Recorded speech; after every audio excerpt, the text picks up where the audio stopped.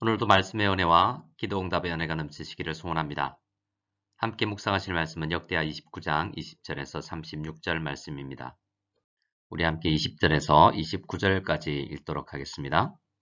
히스기야 왕이 일찍 일어나 성읍의 귀인들을 모아 여호와의 전에 올라가서 수송아지 7마리와 숫양 7마리와 어린 양 7마리와 수렴소 7마리를 끌어다가 나라와 성소와 유다를 위하여 속죄제물로 삼고 아론의 자손 제사장들을 명령하여 여호와의 제단에 드리게 하니 이에 수소를 잡음에 제사장들이 그 피를 받아 제단에 뿌리고 또 숫양들을 잡음에 그 피를 제단에 뿌리고 또 어린 양들을 잡음에 그 피를 제단에 뿌리고 이에 속죄제물로 드릴 숫 염소들을 왕과 회중 앞으로 끌어오매 그들이 그 위에 안수하고 제사장들이 잡아 그 피를 속죄제로 삼아 제단에 드려 온 이스라엘을 위하여 속죄하니 이는 왕이 명령하여 온 이스라엘을 위하여 번제와 속죄제를 드리게 하였음이더라.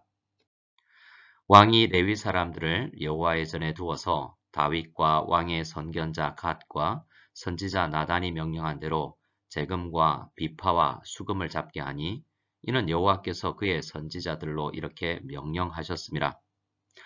레위 사람은 다윗의 악기를 잡고 제사장은 나팔을 잡고 섬에 히스기야가 명령하여 번제를 제단에 드릴새 번제 드리기를 시작하는 동안에 여호와의 시로 노래하고 나팔을 불며 이스라엘 왕 다윗의 악기를 울리고 온 회중이 경배하며 노래하는 자들은 노래하고 나팔 부는 자들은 나팔을 불어 번제를 마치기까지 이르니라.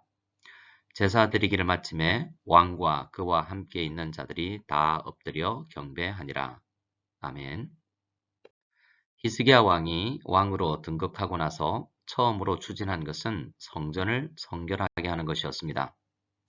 아버지 세대에서 굳게 닫혀 있었던 성전의 문을 열고 성전을 청결하게 하도록 했던 것입니다.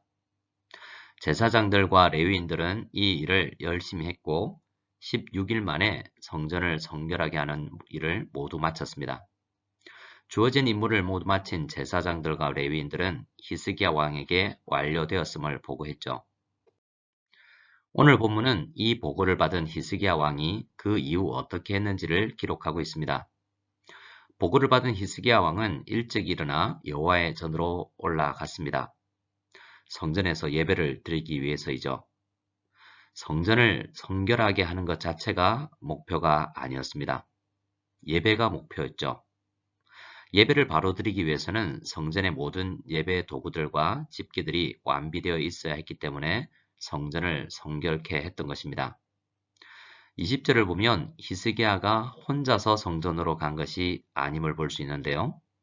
예루살렘 성읍의 귀인들을 모아 함께 성전으로 올라갔습니다.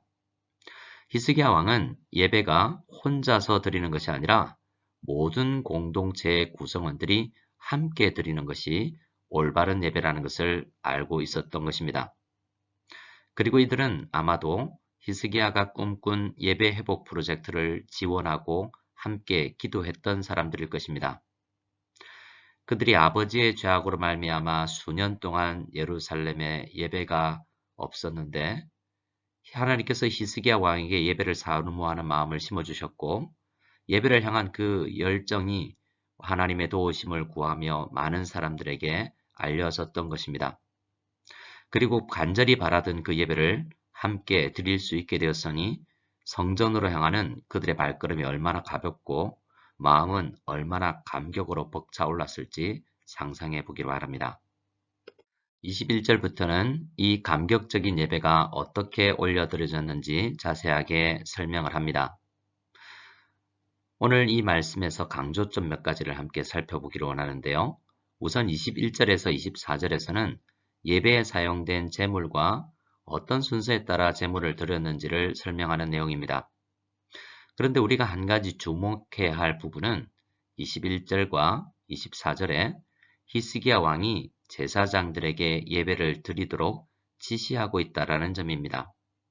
마치 예배 디렉터가 된 것처럼 말이죠. 이것은 그만큼 히스기야 왕이 제사장도 레위인도 아님에도 불구하고 율법의 말씀에서 어떻게 예배를 드려야 한다고 기록하고 있는지 잘 알고 있었다는 것입니다. 직업은 정치를 하는 왕이지만 예배를 더 잘 드릴 수 있도록 제사장들을 잘 돕는 그리고 백성들을 예배 드리게 하는 그런 왕이었던 것이죠. 또 히스기야가 제사장들에게 드리게 했다라는 말이 의미하는 바는 우시야 왕처럼 직접 분향하려고 하지 않았다라는 말도 됩니다. 우시야 왕은 율법과 제사장들을 무시하고 자신이 직접 분향하려고 하다가 나병에 걸리는 중벌을 받게 되었었죠. 히스기야 왕은 율법과 제사장들을 존중하는 왕이었다라는 것입니다. 바른 예배는 자신이 예배에서 어떤 위치에 있어야 하는지를 잘 알고 드리는 예배이기도 한 것입니다. 25절로 28절도 히스기야 왕이 바른 예배를 위해서 무엇을 지시하고 관리했는지를 기록하고 있습니다. 히스기야 왕은 레위 사람들을 성전에 두어서 악기를 잡고 찬양을 연주하도록 했습니다. 이것은 히스기야 왕이 음악에 조예가 깊다거나 음악을 사랑하는 왕이어서가 아닙니다. 이 또한 하나님의 말씀에서 명령하고 있는 예배의 한 요소이기 때문입니다. 다윗 이전에도 예배가 있었지요. 하지만 하나님께서 다윗 왕의 시대에 예배에 사용할 여러 악기들을 동원할 수 있도록 명령하셨습니다.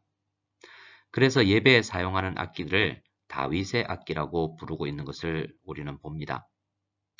레위인들과 같이 전문적인 찬양 연주자들만 찬양하는 것이 아니었습니다. 28절 말씀을 보면 온 회중이 함께 찬양과 경배에 동참했던 것을 볼 수가 있습니다. 우리는 이 찬양의 곡조와 선율에 대해서 알 수 없지만 아마도 솔로로 연주하는 곡이라기보다는 많은 회중이 함께 찬양할 수 있는 그런 곡이었던 것 같습니다. 바른 예배의 한 요소는 이렇게 찬양입니다. 찬양으로 온 회중이 함께 질서정연하게 공교한 소리로 주님을 높여드려야 할 것입니다. 30절에 보면 예배의 핵심적인 한 요소가 기록되어 있는데요. 바로 즐거움입니다. 억지나 부자연스러움이 아니라 즐거움과 적극적 참여가 예배에서 중요한 것입니다. 특별히 찬양을 드릴 때 곡조와 가사에 집중하여 온 회중들의 열정에 같이 동참하여 즐겁게 찬양하는 것이 바른 예배에서 너무나 중요한 것입니다. 31절로 33절에서는 히스기야가 우리에게 알려주는 예배의 중요한 한 요소가 또 나오는데요. 바로 헌금입니다. 헌상이라고도 하죠. 히스기야 왕은 제물과 감사 제물을 성전으로 가지고 오라고 명령합니다. 그리고 백성들은 즐거운 마음으로 많은 제물과 감사 제물을 가지고 예배를 드리러 왔다고 합니다. 성경의 예배를 보면 항상 헌상의 요소가 빠지지 않는데요. 하나님께서 무엇이 부족한 분이어서가 아닙니다. 하나님께 나아갈 수 있는 것 자체가 우리 하나님의 백성들에게는 기쁨이기 때문에 나에게 주신 모든 것에 감사를 표시하는 것은 명령 때문이 아니라 자연스러운 것입니다. 아버지 아하스 때는 성전의 보물을 훔쳐서 아수르라는 강대국에 주면서 국가의 안전을 도모했었죠. 그런데 그렇게 하나님의 것을 가지고 국방을 든든하게 하려고 했던 그 시도는 모두 수포로 돌아갔습니다. 그 사실을 히스기야는 역사를 통해서 잘 알고 있었던 것이죠.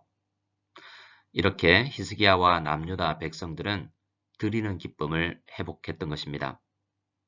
하나님의 것 중에서 나에게 맡긴 것의 일부를 하나님께 드리며 믿음을 나타내었을 때 오히려 하나님께서 우리를 지키시고 다른 모든 것들을 하나님의 은혜로 누리게 된다는 것을 우리는 경험하게 될 수 있기를 소원합니다.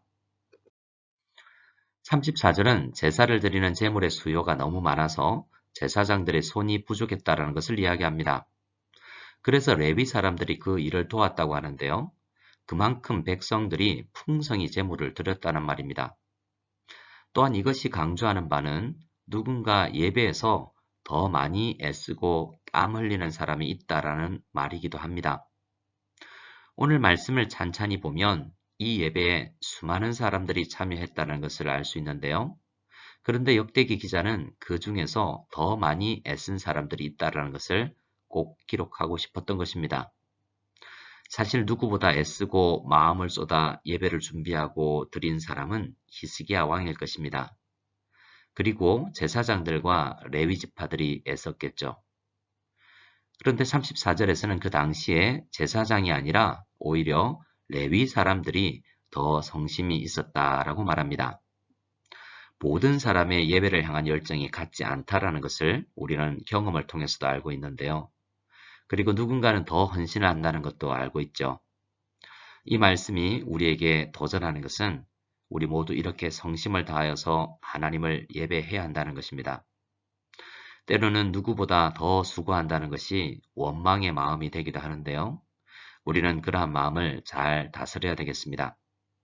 바른 예배는 더 헌신하고 더 기뻐하는 것입니다. 오늘 본문의 말씀은 이렇게 남유다 예배가 정상적으로 돌아왔다고 이야기하는 것으로 마무리가 됩니다. 이와 같이 여호와의 전에 섬기는 일이 순서대로 갖추어졌다라고 말하고 있습니다. 바른 예배는 질서정연하게 각자가 맡은 일을 최선을 다해 감당할 때 드려지게 되는 것입니다. 또 36절은 이렇게 말합니다. 이 일이 갑자기 되었으나 하나님께서 백성을 위하여 예비하셨으므로 히스기야가 백성과 더불어 기뻐하였더라 라고요. 히스기야가 왕으로 등극하고 자신의 마음속에 오랫동안 있었던 예배 회복의 열정이 제사장들과 레위 지파들의 사람들에게 먼저 전달되고 또 귀인들에게 나누어지고 나서 일이 급속도로 빠르게 진행된 것입니다. 아마 히스기야 왕도 이렇게 순조롭게 일이 잘 풀려나갈 것이라고는 예상했지 못했던 것 같습니다.